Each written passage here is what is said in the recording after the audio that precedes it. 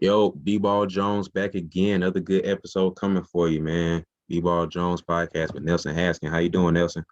I'm good, bro. How about yourself? I'm all right, man. Just trying to survive this summertime. It's really awkward basketball wise, but I'm good, man. Trying to survive it. So let's get straight into it, man. This is a interesting one to get into, man. Summertime. This is one of those years where we have the Olympic team going on. We have our Team USA men's basketball going out there.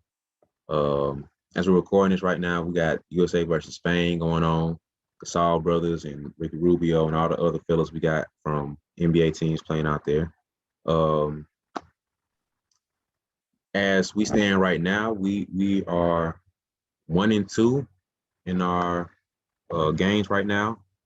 We lost our first two games and we won our third. And hopefully we can pull this win off tonight. But it's something we've never been into, like not like this, not of late. You know, we never lost back-to-back games. You know, we're not used to USA basketball on the men's side being at this level. You know what I mean? So I'm just wondering, man, is this the end of our dominance as we stand as USA basketball? Because we've known this for years. It's not a surprise, but the word's been creeping up to us. The world, as far as their skill level, has been creeping up. Their exposure to us and how USA and Americans play basketball and our talent and our athleticism and everything, they've been slowly catching up to us. We've been seeing a lot of foreign guys come over, and they really shocked the leagues. You look at the Kristaps Porzingis, you look at the Luka Doncic, you look at the Giannis's, you look at all the other guys we got, like Joel Embiid, Nikola Jokic. Nikola. Like, we have a lot of foreign guys coming over and putting a solid imprint into the league. So I just got to ask, man, is this the end of our dominance, man? Like, are we going to see Team USA blowing out by 30, 40, 50 points again? Or is that time, gone? Is that past? So can you answer that for me, my brother? Is this the end of our dominance of USA basketball? Well, I mean, to be real, we haven't really been, if we using dominant, we really haven't been dominant the past few times around. Because it's not like we just cakewalk to the gold medal every year or every 4 years. Because we lost it. We got the bronze in 2004. Yep. And then 2008, we got the gold. In 2012, we got the gold. But I remember the gold medal game. They, I won't say they won by like 3. Like, it was some close games. And a lot of those games during that run were close. Like, they almost lost several games. So it's not like we just been destroying the world. Like, you know what I'm saying? And Greg Popovich said it. Hopefully we can put the video in here, but that y'all will know before I know. So hopefully we can get the video in from Pop in a press conference the other day where a reporter was talking to Damian Lillard, saying how does it feel, basically asking how does it feel to watch Team USA be dominant. And Pop is like, we've never dominated the rest of the world, and stop saying that because it's disrespectful to the other teams. Like, he said the good teams have never gotten blown out. Like, do some teams get blown out? Yes, but the good teams do not get blown out, and y'all need to stop saying that because it's disrespectful to the teams that we play against. Joe Varden from The Athletic. Damian, I know that Coach has been preaching this about how much better the rest of the world has gotten over the years. But in this being your first Team USA experience in the Olympics and that sort of thing, what's it like for you to having watched your colleagues go through some of these tournaments and blow these teams out, and now you are kind of experiencing a much different, much closer, tougher experience?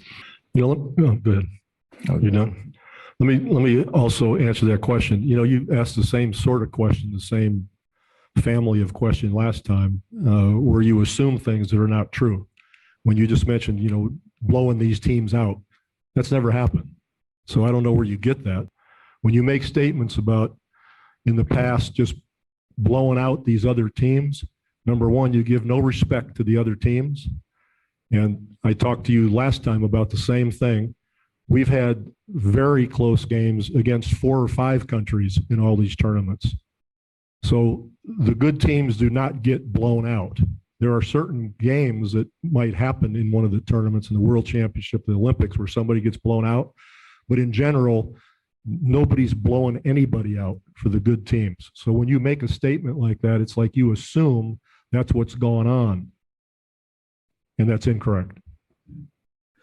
And to a certain extent, I kind of feel them because some of those teams are good. Like you said, the world is like getting better. Like the Luka Doncic's and the Nikola Jokic's world, they out there. And like, of course, they're not on the level of those two, maybe. But if I got a team full of players half as good as Luka Doncic, we got a pretty good team. So like I kind of feel like we haven't been dominant in a long time. So we confused, like we get those, we kind of misconstrued that for like us just killing everybody, but it wasn't really like that. And like the Dream Team, yes, they killed everybody, and we know that. But ever since then, like that's been 20 years ago. So 25 now. So the world is not what it was. The Dream Team introduced basketball to a lot of different countries, and so now we really paying the price for that. So, but yeah, I guess in a sense, yeah, I can say our dominance is somewhat over, but we haven't been dominant in a sense for quite a while. So, what you think? So the Dream Team was almost 30 years ago. That's crazy. Yeah, But, that's crazy. But I feel like I somewhat agree. I agree for sure with Pop saying that you gotta stop disrespecting the other countries and saying that basically trying to just say that they're not that good. I agree with that for sure. And you gotta think about it, like you get teams like Spain, you have like 4 or 5 guys in there that played or still play on the NBA roster. You got the Gasol brothers, you got Ricky Rubio, you got Rudy Fernandez. You have a lot of guys that are playing NBA minutes, like solid NBA minutes, they're starters on the NBA team. Right. And they're going back to their country playing for those teams. You got Luka playing for his home team. Like most of the guys are playing for their home team, the home countries. All right. Speaking of teams, Canada's like, I think legit half of their roster are NBA guys. You know, like they just missed the qualifier to be in the Olympics. But a lot of those, like Team Canada's a really good team. If they get another year or two together and they're able to grow, like you got Wiggins, Jamal Murray, RJ Barrett, you got the Shai Gilgeous-Alexander and his brother. Both of them pretty cold. So there's a lot more guys that got on the team, but there's a lot of Canadian guys who are on NBA rosters. So the world is really catching up to us. But at the same time, just looking inside, like looking at it in a mirror, if we're being completely honest, like for real honest, we're not even putting our AA level talent out there. Like we haven't had our top guys out there in years now. You know? Definitely. To throw like the quick little history around there for people who may not know. Of course, the Dream Team was 92 team. They finally put their foot down. It's like, yo, we finna like stop playing around. We're gonna send our pro guys before they were sending college guys. So we finally that's the first step we took to put our professional level players out there. So we took the top dogs that we had, like the all-stars of all-stars, and put them on the team, minus Christian Laettner, he don't count. But you put the all-stars of all-stars, superstars of our league, and put them on the team together. Went out there, handled business, got gold. The 96 team was basically the same thing, where we had the cream of the crop of our league playing 96. All to 2000 team was a pretty decent squad. They were a little bit younger. The 04 team was a disappointment for different reasons. They had bad coaching mix for the players they had. So the players and coaching weren't mixing well. So it was like a huge issue with that. And the team construction wasn't that well built anyway. So that led to us getting bronze. And after that was a slap in the face. And they were like, yo, we can't have this again. So we're going to have to restructure our whole deal. That's when Jerry Colangelo came in and Coach K came in. They said they really restructured everything to make it not just all right, it's summertime, you're going to pick some guys and pick a coach and come out there. They really had a structure set in place to where it's more of an organization rather than just a team coming together. This ain't just like summer league, pick up a couple guys and a coach and you're going to go out there and run. It really made it a structured deal to where you're committed to this organization, this program to play for X amount of years. I forgot how long it is, but so after that, the 08 team was labeled the Redeem team to redeem us from the 04 squad. That's when we kind of went like dream team route, and we pulled out our big guys. We had LeBron, Kobe, Wade, Melo, Booz, Chris Bosh. I think Dwight Howard was on that team. Like we had Michael Redd was on that team. We had a really good squad, but most people don't know who Boozer is now. We don't know who. Average fan doesn't know who those guys are. So were they a really good team? Yes, but were they compared to the Dream Team or the 96 team? Top wise, yes. Like the top half, we're top heavy, yes. But the bottom half of it, we start getting smoked. The bench part, we're getting smoked. So but if that team, like, if we could, like, you know, turn the clock and make everybody on that team in their prime, like the Dream Team was, like, I feel like everybody in the Dream Team was in their prime except for Magic Johnson and Larry Bird. I feel like everybody else was like prime time, whatever. Yeah. And so, with the exception of them two, everybody like on that team was exactly the right age to be killing. You know, they all in their dominance. But if we could make everybody on the 2012. No. 08 was the Redeem team, and 12 was just a team. I don't even remember if they had a name, but 08 was the Redeem team. And then 12 was, you know, the Young Bucks. They had Westbrook, D Rose, Harden, Anthony Davis, that whole squad. So, I love that 2012. I remember them being on 2K, and I used to be getting them. And like I used to tell my brother, get the All Stars, and I get the TUSA. But yeah. All right, so let's just take a look at it. 2008, we had Carmelo Anthony. He was about prime time Melo. 2008. Bosh was prime Bosh. Boozer was prime. Kobe Bryant was about prime. 2008. Yeah, Kobe was still prime. Mm-hmm. Dwight was prime. Bron was. I wouldn't even say that was Bron's prime, but he was Bron. It was still good. He was still a little young. Jason Kidd, Chris Paul. Yeah, Chris Paul was young.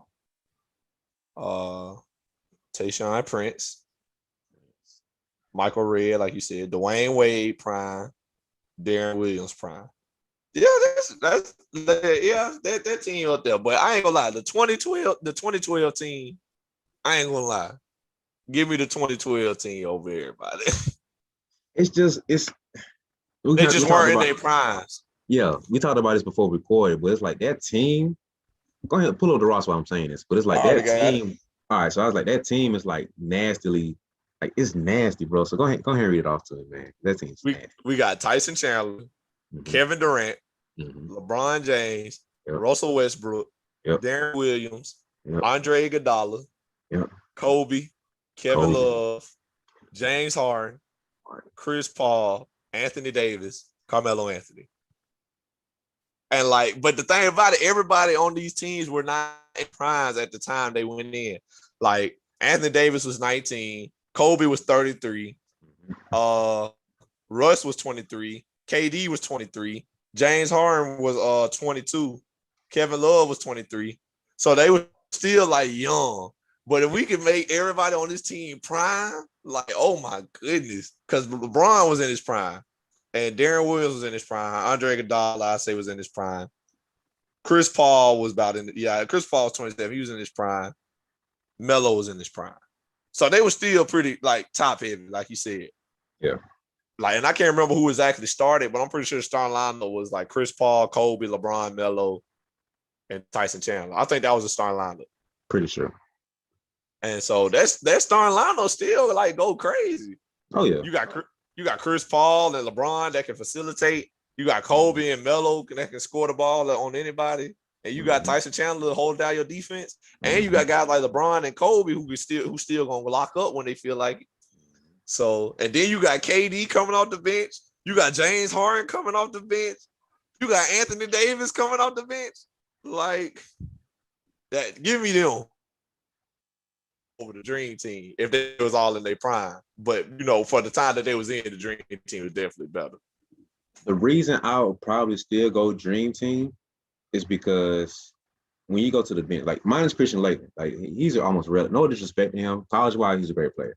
But he did not deserve to be on that last spot. Like, that's a whole other conversation. But anyway, the dream team was literally full of superstars. Like when we talked about the league's best players, we literally had the league's best players in that squad. Like we talking about all-time greats. Like to this day, you still have a conversation of I'm going blank right now. Charles Barkley, one of the all-time greatest power forwards. He's top 5. Talking about Robinson, he's one of the top 5 centers of all time. You're talking about Ewing, top centers of all time. Jordan, Bird, Magic. Mullen's one of the best wings and shooters of all time. So like you go down there, Stockton, one of the top point guards of all time. So you start going down this roster, Clyde Drexler, arguably the next best shooting guard of that generation. So you start going down this roster of players, it's like all-time great, not just greats, not just play greats in this time or that generation, it's all-time greats. So you have 11 guys who were all Hall of Famers, all guys who were like carrying their teams, Stockton and Malone. Like we still talk about these guys to this day. And it's like those guys are the guys. Like they're like you go back to the regular teams, they're the number 1 guy on their team. Now you look at from top to bottom, from 1 to 11. It's not like it's just a solid role player. It's like 1 through 11 is the guy. So now you go to the either 08 or 2012 team, you don't have a roster full of that. Like Tyson Chandler was a starter. I forgot who our starter was for the Dream Team. Might have been Robinson. I think it was David Robinson. I think star lineup was Magic, Jordan, Bird, Barkley. Oh, Pippen. I forgot about Pippen. Pippen was. Oh, did Pip start? I'm pretty sure he started. I don't even think Bird played. Bird started. I don't think Bird played because he had the back issue. He didn't play for real.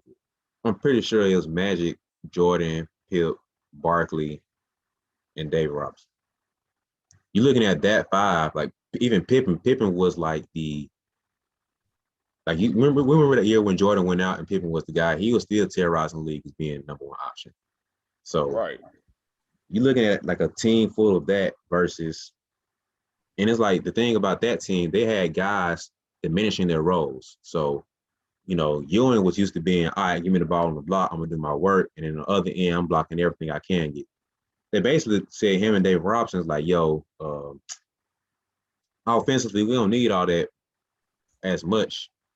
We just need you to kind of be cleanup guys. I don't know for sure, but they basically diminished their roles to where we need to do all 5 things. We need to do 2 or 3 of them.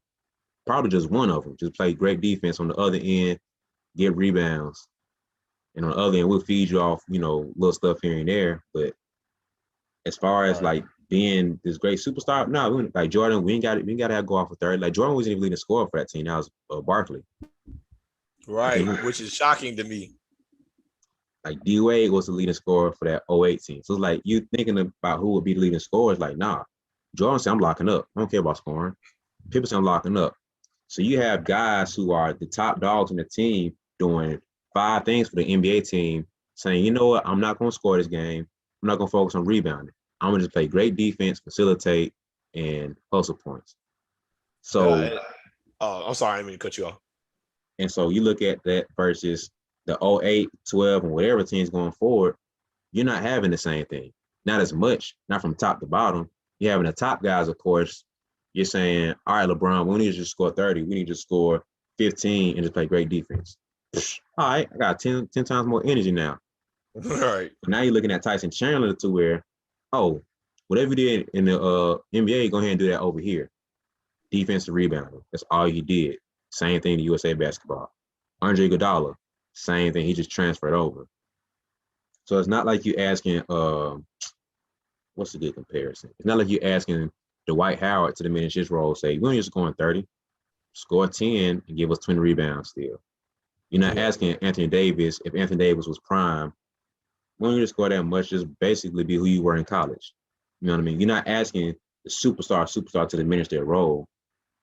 And it's just different things. So that's why I say, number one, that the 96 team is probably the best team out there, period. And so with that leads me to my other point to where I say we haven't thrown out our best guys since probably 96. they have thrown out our best guys from top to bottom. So Yeah, I think I can agree with that. So that's kind of where I am with that. So in the world catching up for sure, but at the same time, are we putting our best foot forward every summer or every Olympic run? Not really. Yeah, and when you was talking, that kind of reminded me of the Coach K story. I heard Coach K tell the story about Kobe. Said they play Argentina, and Manu Ginobili was on the other team.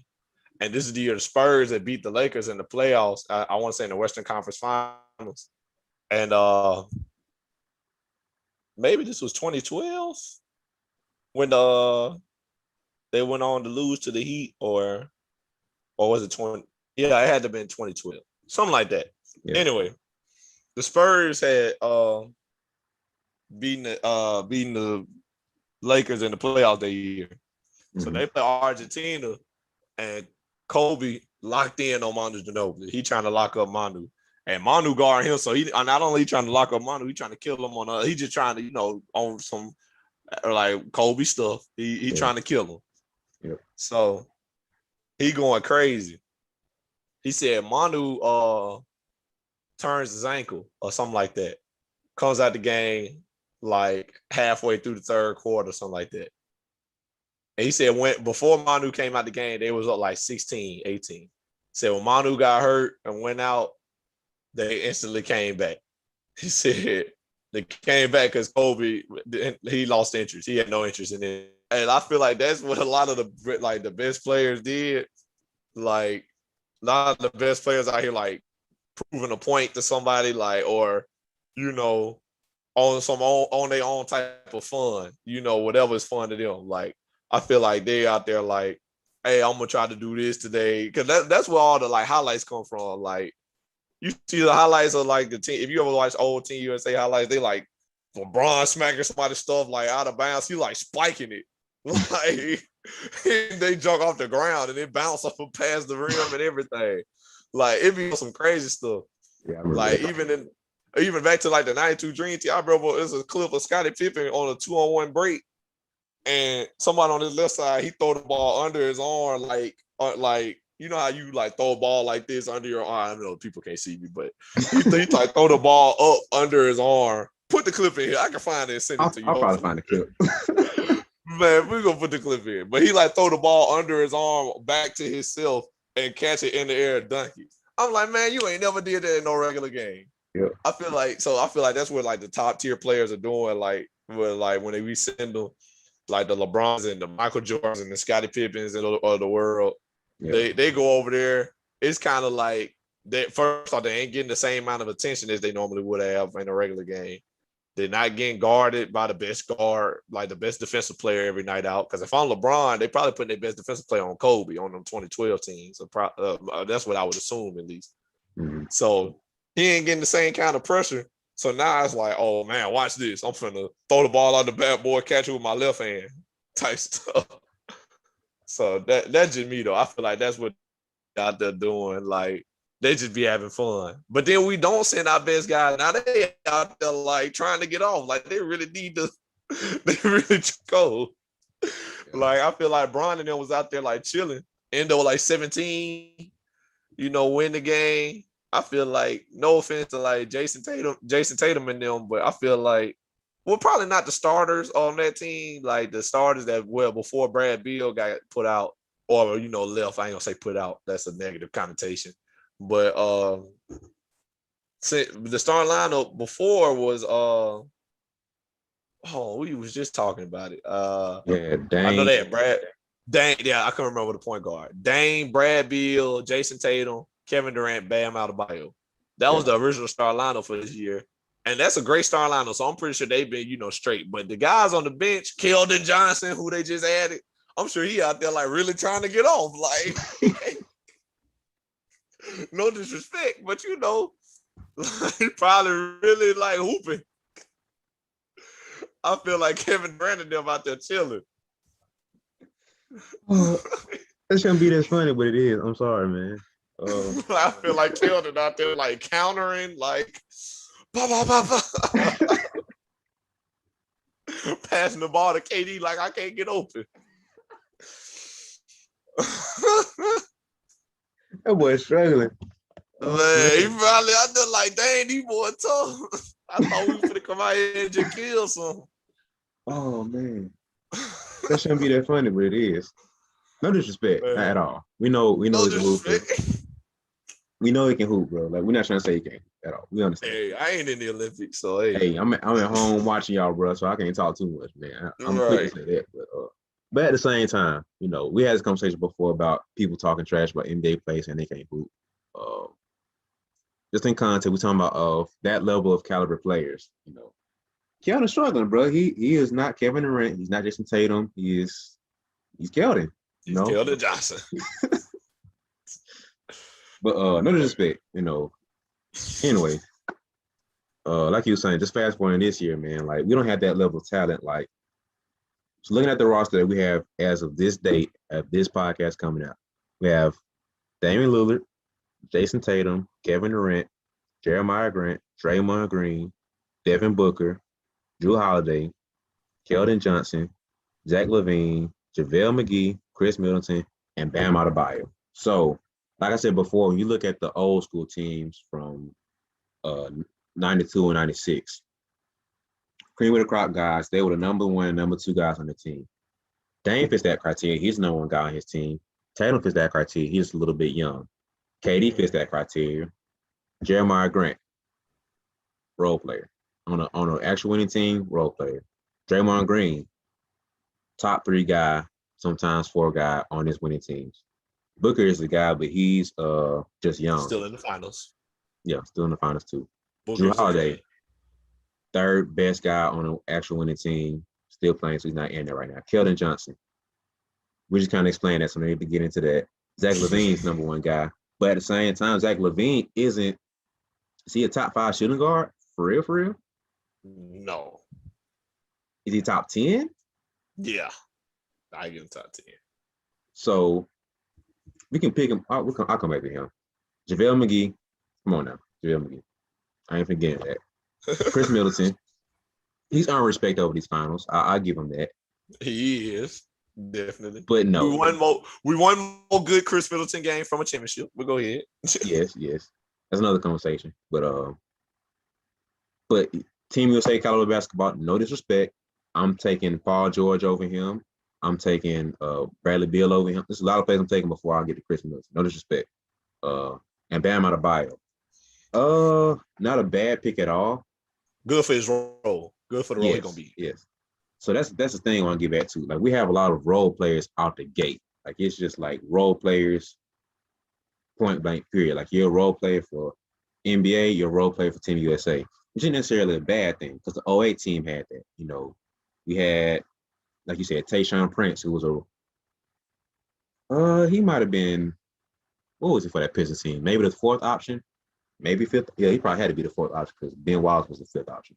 So the fourth option on that Pistons team, and basically said, "Oh, all I'll do is play defense, get hustle points for the most part." Same thing he did for Team USA, just defense mainly and hustle points. So we're not really putting our best foot forward for Team USA basketball, and people like to throw the foreign teams have been together for so many years, they know each other. Yes, it's understandable, but y'all weren't crying about that in 2008. We weren't crying about that in 2012, so I don't want to use that as an excuse now. Like, be consistent with it. So my thing is, I feel like the world is catching up to us. It's like we're here and we're slowly taking steps down because we don't have Steph Curry, Klay Thompson, and Dame Lillard out there as our guards. We don't have Kyrie out there as our guards. We're not having LeBron James, KD, Kawhi Leonard as our forwards. We don't have Anthony Davis. Even Boogie back in the day, he would have been a dominant big. Thanks. What was the American big that we had? You talking about back in the day? Even now, right like, period. Well, Boogie, I still throw Boogie in there. Anthony Davis, like you said. I throw Julius Randle in there. He's in discussion. Yeah. I throw Bam in there for sure. He's in the conversation. Drummond, he was on the team a couple years ago. Very true. But Not the point bigs is right now foreign. You know what I'm saying? Like the point is, we're not even throwing our best. Like, for example, look at the All-Star team from this past year, and tell me how many of those guys are actually playing on the team now. Very small. Hardly any of them, really. Exactly. But some of them are also foreign, but still. Even like strictly American players, we're not having our top guys go out there right now, man. Like I just went off the list. Drew Holiday, no offense, he's probably the top 10 point guard. Zach LaVine is a top 10 two guard, but he's not the cream of the crop that we usually send out. No disrespect. I love Zach LaVine, but he's not what we send out usually. Bradley Beal, Dwayne Wade back in the day, James Harden, what we send out. Westbrook is what we send out. D Rose is what we'll send out. You know what I mean? Like superstars. Like LaVine is on his way to becoming a superstar, but he's not in that caliber in that lane yet. I feel like he's definitely not a bad pick.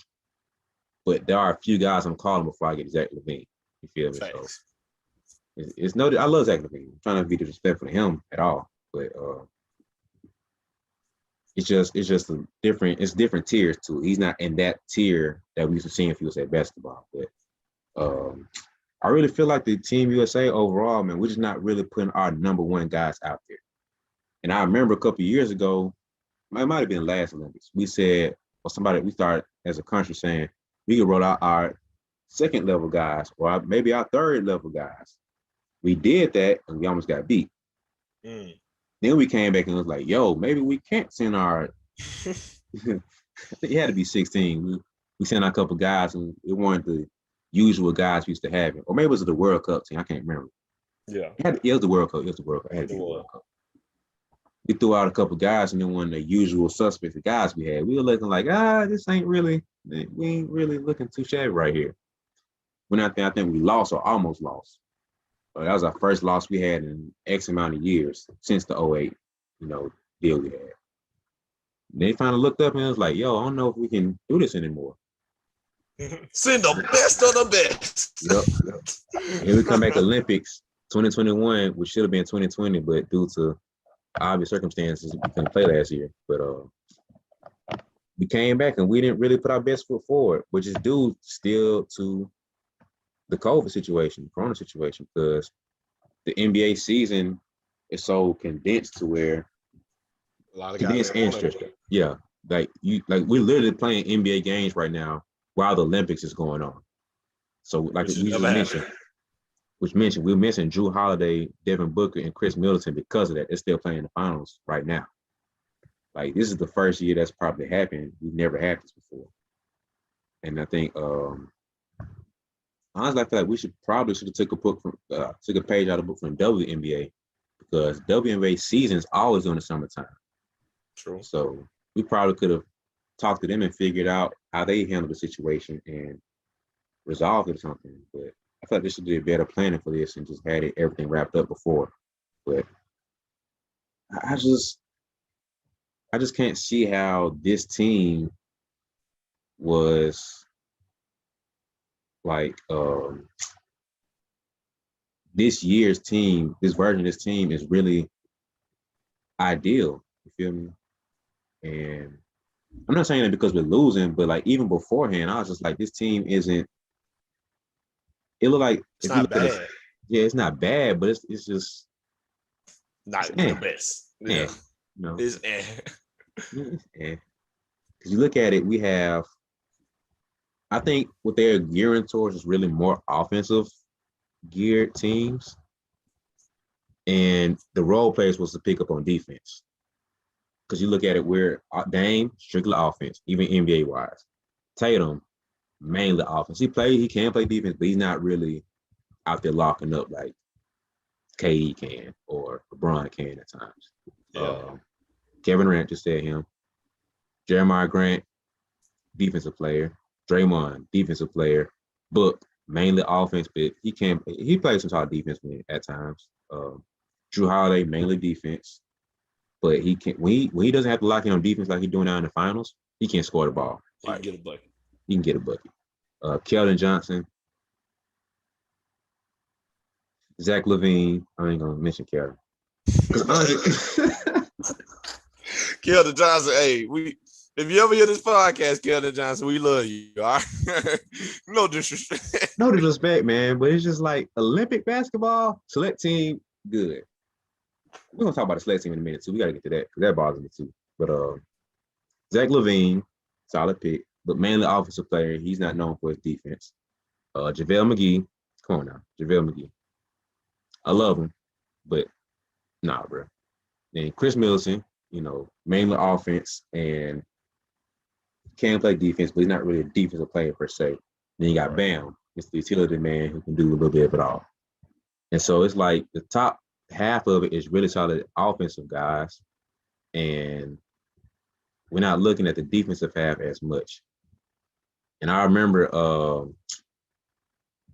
when they talked about the 08 Redeem team, they were picking players who would do the dirty work, do the hustle points and stuff. But then if you look at the actual highlights and stuff of it, you saw D-Wade and Kobe getting after it, diving for loose ball. You saw J. Kidd doing the dirty work and, like getting steals and not scoring. Like he was doing his job, which is basically a role player, but he's J. Kidd. You feel me? Like we know what he can do. We know what he can do. So any given night, we can get the balls to any of these players and be like, go off for 30 real quick. All right, cool. Let me get my bag. Boom. And like they can afford to sit here and say, I'm an average. Like this is probably legit the first time any of these guys look next to him and they was like, yo, this dude can go off for 30 just as easily as I can. This dude can probably lock up this whole team just as well. It's probably the first time they ever had this in their career, in their lives, to where they can look in this locker room and be like, there are about 2 or 3 dudes in here who are just as good as I am on my level. Right. And this is a foreign thing to most of those guys. So for LeBron to look around and be like, damn, I'm in the locker room with Dwayne Wade, Carmelo Anthony, Chris Paul, Kobe Bryant. Like, yo, these dudes are just on my, like, they're on my level. You feel me? Like, they're just as good as I am. They're just as talented as I am. And I don't have to do so much. It's the first time in their career where they don't have to carry a huge burden and for like the win or the losses on me. So like I said before, you got your top tier guys saying, I don't have to do all 5 things. I can just do 3. So now because I can do 2 or 3 things, my energy for these things are a lot higher. So I'm locking you. When I say I'm locking you up, I'm locking you up. This is my only mission. This is my only, like you said about Kobe, Jordan and Pippen, when they had to go against Tony Kukoc, because Tony was getting drafted to sign to play with the Bulls. They heard just talking all this stuff about, oh, he's gonna be a next wave, this great new guy. They're like, bet we're gonna send a message to him. And I remember they said, I forgot who, I think Magic said it. They're legit fighting over who was gonna guard Tony to start off the game. Like, no, I'm guarding him, bro. I don't care which, I'm guarding Tony. No, man, I'm guarding him. Of course, Jordan more than likely won that fight because we all know how Jordan is. All right. When I tell you, they say they had Tony Kukoc spooked out of his shoes by the end of that game, bro. They never saw anything in the eyes like that after that, bro. Like that passion they had to destroy this man's confidence was otherworldly. So, that's such an old way of thinking. That's crazy to me that they was like, man, we finna kill dude. He finna be on their team. Like, why?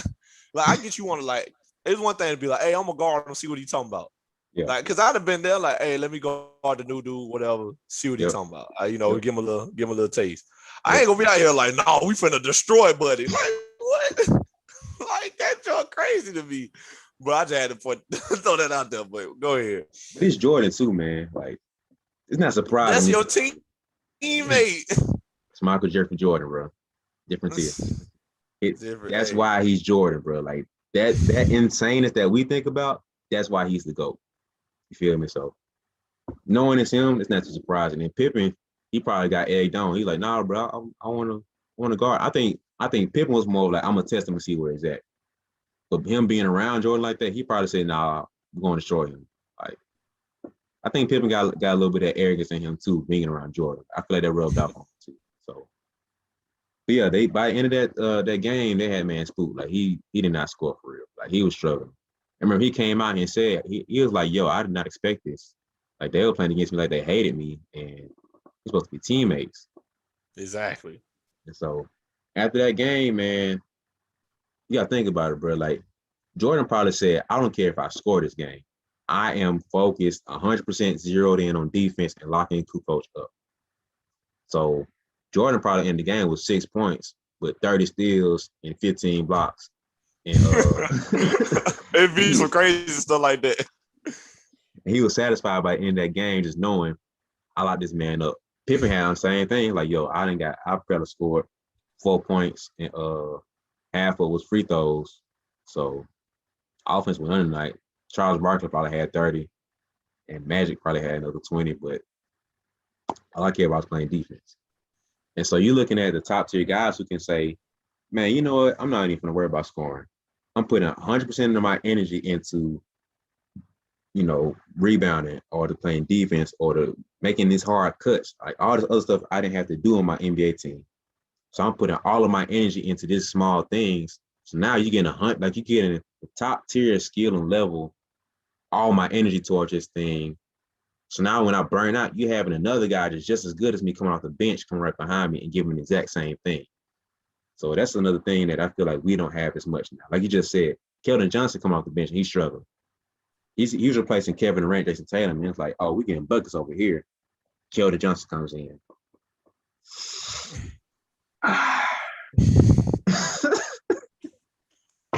Oh my goodness, Keldon Johnson, we love you. Friend of the podcast. Bro, please come on the pod. We love you, bro. No disrespect. But he has to know in the back of his mind he don't belong. No offense, bro. I think he knows. I might edit this out. I'm gonna edit this out. I know he probably sat in the locker room like, dang, there go Kevin Durant, dang, there go Jason Tatum, dang, there go Brad Beal. I don't belong here, bro. Like, hey, but in all seriousness, since we talked, like, we been on this case, I did get a notification on my phone about 30 minutes ago said USA basketball newcomer Keldon Johnson gets up for huge rejection in exhibition versus Spain. So he got a big block if he ain't getting nothing else today. That was live news I just gave y'all. Y'all ain't gonna hear it till the day after, but just know that we love you over here, Keldon, and please bring home the gold for America. And if you ever hear this, man, hop on the podcast. We want you on here, bro. You can tell us how mad you are when you heard this. I'd rather hear that, to be honest with you, man. Hey, you come on here, cuss us out, for real. Hey, it would not hurt. Man, like cuss us out off air because we're trying to keep it clean on this podcast. But thanks. Got kids listening and stuff. But that's funny, bro. Like he's a hooper. Like I'm not trying to disrespect this man. He's an NBA player, solid guy. Pretty sure he's a good man off the court too. But basketball-wise, he's not Kevin Durant, bro. Kevin Durant is an all-time GOAT. Yeah. Jason Tatum is creeping up in the discussion of one of the greatest of the generation. He's getting to where he's going to be a great player in our league and, doing his thing in his era. But maybe in a couple years, Keldon will be on that level. But right now, he's not there. Not even an all-star. That's tough looking, man. And so kind of transition to that next discussion I want to get into is the select team, where he came from. The USA select team is where, like I said before, in 2008, they kind of rebooted the system and put it to where they had more of a solidified organization going through and had a pipeline. So the top tier guys are the Olympic teams, and then you have the next generation, next wave coming up is the select team. So just an idea of what people understand what I'm talking about. When you think about that famous clip of Kyrie crossing up the whole USA basketball team, would start off with Kobe. Then I think it had to be 2012. He crossed up Kobe first, and he got past KD next, I think, and then he got past somebody else. Kobe came back in the picture, did something, moved against him. Saw James Harden last. Like that, Kyrie was on the select team to go against the Olympic team. And so you look at the guys like Keldon Johnson who got pulled up, everybody from Anthony Edwards to the rest of those guys that are down there, like Darius Garland, they're on that select team. And basically, for times like this, when you have injuries or whatever happens, we can pull a guy up before we, actually leave and go to the actual Olympics. And so I'm a little disappointed in the select team too, because think about the next tier and next group of guys who are the next, up and coming guys in the NBA league. you think about Trae Young, Ja Morant, name we didn't mention before we talked about was Donovan Mitchell. He just came to mind. Donovan Mitchell should be on the real team. Exactly. So when you start looking at this roster of guys that are on the real team, I don't say real team, but the official Olympic team and a select team, Zion Wilson, like we have a lot of guys who are great players. Cam Reddish should be a select team. Like it's a lot of guys missing that you look at the NBA and it's like, man, these guys are the next wave. They're next guys up. And for whatever reason, I don't know why the Olympic Committee decided, Jerry Colangelo and Pop decided to not call these guys phones and have them on this team, but they weren't selected. Like, man, and that's really crazy. Like, how don't you have the Rookie of the Year and Rookie of the Year runner-up on the team list? And, like, I get LaMelo and kind of just came back from injury, so that may have had something to do with it. But he played, like the last few games of their season, so he's somewhat healthy. And it's been some time since then. So you telling me we're not taking Rookie of the Year LaMelo Ball for the select team? Not even the A team, the B team now. Yeah. We ain't talking about varsity. We talking about JV. We ain't taking Rookie of the Year LaMelo Ball. We ain't taking Rookie of the Year runner-up Anthony Edwards. No, Anthony Edwards is on the team. I'm sorry. Anthony Edwards is on the team. We got Anthony Edwards. We're not taking Trae Young. We're not taking Ja Morant. We're not taking Zion Williamson. We're not taking Tyrese Maxey, who was also in the running for Rookie of the Year. Like, what are we doing? That's a starting lineup I just gave you. Like, what are we doing? Who is making the decisions? And then for those who may not, be following certain guys on social media, when Trae Young didn't get selected for the Olympic team, as we mentioned. So recently it came out that Bradley Beal and Kevin Love wouldn't be participating due to COVID protocols. Well, I think Bradley Beal wouldn't be participating because of COVID protocol, and Kevin Love. Keep in mind now, Keldon Johnson was on the select team, so it was nothing for them to call him up. JaVale McGee was not. That means they called JaVale at home, like, hey, can you come replace Kevin Love? So after that, Trae Young puts on Twitter the famous, most beloved clip from the Michael Jordan Last Dance documentary of Isaiah Thomas talking about not being selected for the 92 Dream Team, for the Olympic team. Well, Isaiah, we just put the clip in here right here. Put the clip here right here. I don't know what went into that process. I met the criteria to be selected, but I wasn't. So he posted that. But right after, they announced that JaVale and Keldon was going. Mm-hmm. So he obviously feel disrespected, same way Isaiah Thomas did. Yep. And I'm right there with him. Because why are we not calling Trae Young? Why are we not calling? And Ja Morant also posted on Twitter and said, wasn't hitting me up before, don't hit me up now. So he didn't, tag the USA Olympic team or nothing like that, or, actually, put a name to anything, but he just made that post around the time that happened. We assumed that's what he was talking about, but this is all conjecture at this time. But them two, if we just, we can all assume they feel disrespected by these decisions. So, and I feel them because like Jordan got his team to the playoffs. Without him, that team a lottery pick. Trae done got his team to the Eastern Conference Finals and even stole a game off Milwaukee, stole 2 games off Milwaukee. And they probably finna win the NBA championship. So they done took 2 games off Milwaukee. Possibly could have beat them if Trae never got hurt. But, Giannis did get hurt. But if Trae doesn't also get hurt in that time frame, who knows what could have happened. Mm-hmm. So how are we not calling them? And they strike me as guys, like, obviously I don't know them personally, but they strike me as guys who would like to play. They look like Ja love the hoop, Trae love the hoop. Like, why are we not calling them? Well, who is making these decisions? Yeah. Like, I don't know. I know Jerry Colangelo is up there, but I'm not sure if he's like the Dunn daughter. He's like the final, the boss level of decision maker.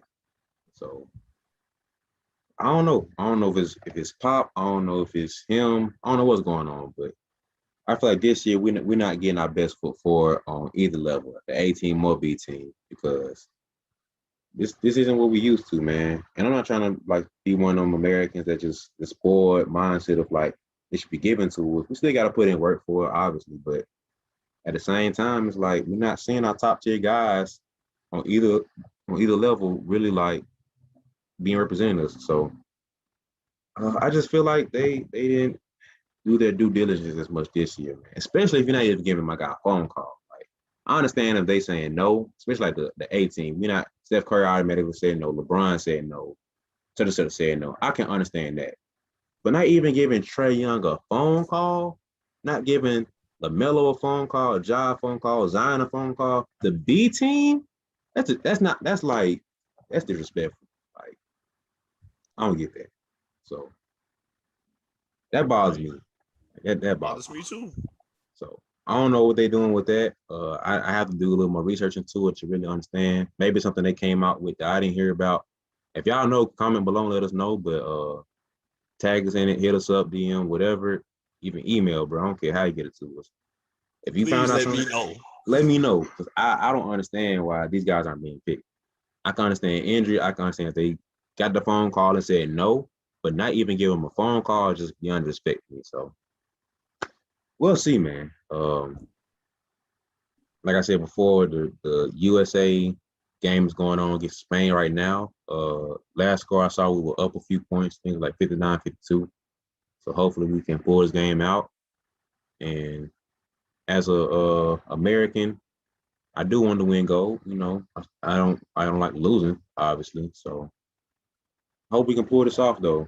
You know, everything I said about Keldon, KJ, ball out, bro. If you make the team, for sure, ball out, bro. I want you to come back and represent us well and win gold, man. For JaVale McGee, love you too, bro. If you hear this, you know, we ain't disrespecting you, but, you know. Hey, you still got 3 rings. Can't take that away from you. You got 3 more than me, bro. We got all together, between me, you, and him, we all got 3 rings combined, bro. So we can do something, man. So you just keep that up, my boy. Hey, man, you a baller, bro. So that's all I got, man. You got anything else you want to add and say to it? Pop, call Trey. That's all I got to say. Call Trey expeditiously. Especially if we lose to Australia. I mean, not Australia. We said we playing Australia or Spain? Spain. Playing Spain. Yeah, call Trey. Especially if we lose. And apologize. Yeah. First, spend some money on some flowers to apologize to him. A big teddy bear, some chocolates, give him something. Call Trey, call Zion, Donovan Mitchell up. Ja. Matter of fact, I'm gonna give a list of guys. We're just gonna tag them and like all these guys. I'll make this part of post right here, and I'm gonna tag the guys they need to call, and because we can't afford to not win gold. You feel me? I ain't trying to have no redeem team part 2 in 3 years. 2025. Yeah. I'm not trying to have that, bro. So let's go ahead and take care of business, man. Get our guys out there. Like I said before, I understand this year because of COVID and everything. I understand the shortened season, so or expanded season, however you want to see it. But I feel like, man, this is a year that we got. I don't know if we took it for granted or what, but we just didn't put our best foot forward on A or B team. So if we lose this year, honestly, man, I will not be surprised, bro. Yeah, I would. Just get us a medal, man. If they get us bronze, silver, I'll be all right. But like, don't just not place. Please don't not. If we don't place, that's disrespectful. I don't think we have not placed in years. Like even before the Dream Team, I don't know if we have not placed in years. Because I know the worst we did was that 04 team when they won bronze. I think USA, like the little World Cups, I think they probably didn't place a couple years before that. But as far as the Olympic team, like the top dog every 4 years, them joints, bro, we place. We gold or we gold. Like ain't no silver, bro. So man, if they don't place, man, I'd be so sad. Like that'll be embarrassing to like our country to not place in basketball in a country that in a sport that we created. Yeah, that's another thing too. Like basketball is our sport. you know, I feel like that's probably why football's not on there. Well, our football and not their football that we call soccer. They killing us over there, I'm pretty sure. Our men, we ain't the best over there, but we better. But, hey, let me ask you this. Can you name 3 American soccer players? That's your answer. Hey, I know Lionel Messi. I know Ronaldo. I know Neymar. You know, I can name you some foreign players. America. That's the only 3 I know, bro. That's Neymar, Messi, and Ronaldo, but that's all I know. I can't name one from my whole country, though. I know a couple years ago we had a dude named Donovan, like Dan and Donovan, I think, and somebody named Tim. But somebody named Tim. That's the best I got, bro. Somebody named Tim was out there. I don't know what else, but he was out there. I remember. One Tim Duncan, bro. That's all I can tell you, man. Should have been. Might would have. Hey, we might have got a little something out there, man. He Tim plays too. I think he used to play back in the day. I think so too. In the Virgin Islands. That's it, man. We just being stupid now. So it's 60-50 right now as we wrap up this podcast. So who's up? We are. All right, good. Yeah. So let's go home. Let's not go home. Let's come back home with the gold, guys. And, let's go home.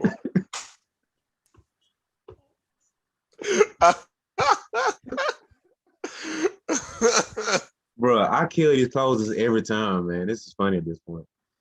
Oh, that's funny. So I'm not gonna close. You close, bro. I always mess up. All right, guys. Thank y'all for tuning in to another installment of the BeBall Jones podcast with Nelson Haskin. I'm Nelson Haskin with the man BeBall Jones. And y'all make sure y'all follow us on all social media. BeBall Jones for my guy on everything. BeBall Jones on everything. Follow me on Twitter at NellyH34. You know, find me on Facebook. I love having conversations on there. You especially want to be there when the Bucks win the championship in a couple days. I will be on my Shannon Sharp. So, you know, y'all give us a follow or add us or whatever y'all do. And make sure y'all tune in next week for another one. And we'll see y'all next time. We out. That's how you close a podcast. That's a good one. I'm going to take notes. Hey, you got the openers, though. The openers be good, but I can close. I can do that. Oh, man, that's funny. So, all right, man. We done. We'll see y'all next week.